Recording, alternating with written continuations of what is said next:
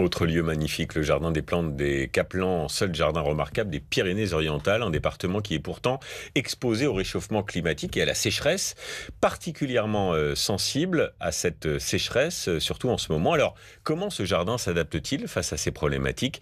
On est allé sur place, vous allez voir, c'est magnifique. Reportage Sophie Piard, Loïc Lemoigne. Niché entre la Méditerranée et les Pyrénées, c'est le seul jardin remarquable du département. 5 hectares, à l'exotisme savamment entretenu par une équipe de passionnés. C'est un peu système D, hein? Pour jardiner, il faut parfois se mouiller. Pas facile de retirer ces gigantesques feuilles mortes de près de 2 mètres de diamètre. Des nénuphars géants d'Amazonie tout juste installés. Avec le réchauffement, les voilà désormais adaptés au climat des Pyrénées-Orientales. Des pièces d'eau dans des jardins, on peut en avoir. Des pièces d'eau avec une eau suffisamment chaude de l'été, c'est plus compliqué.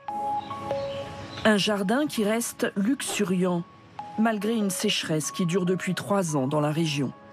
Une prouesse saluée par les visiteurs.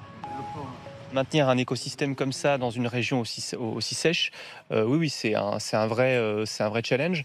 À la création du jardin, à la fin du 19e siècle, le réchauffement climatique débute à peine. Aujourd'hui, il s'impose. Chaque aménagement est donc soigneusement pensé. Comme ce verger planté l'an dernier, avec uniquement des espèces tropicales. On a des aziminiers, des manbouda, des grenadiers, un bananier du Japon et un bananier speciosa. On fait aussi des tests, hein, on espère que ça continuera à se développer. Critère essentiel, économiser l'eau.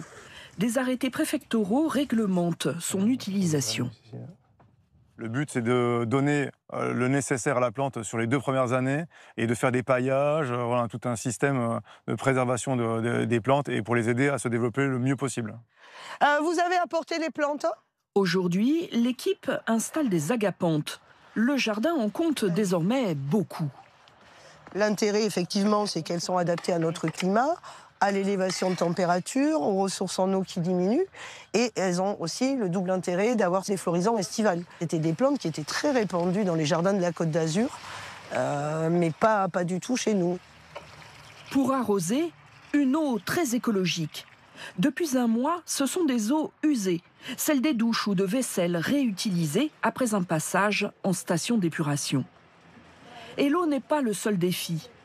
Il y a aussi les insectes venus d'autres continents qui se multiplient avec le réchauffement. À leur menu, les palmiers, qui désormais sont régulièrement traités de façon écologique. Il y a un ravageur qui est le charançon, qui ravage le cœur du palmier, qui l'assèche, qui fait perdre les feuilles et qui le creuse de l'intérieur et du coup l'arbre pourrit. Le jardin compte 500 espèces.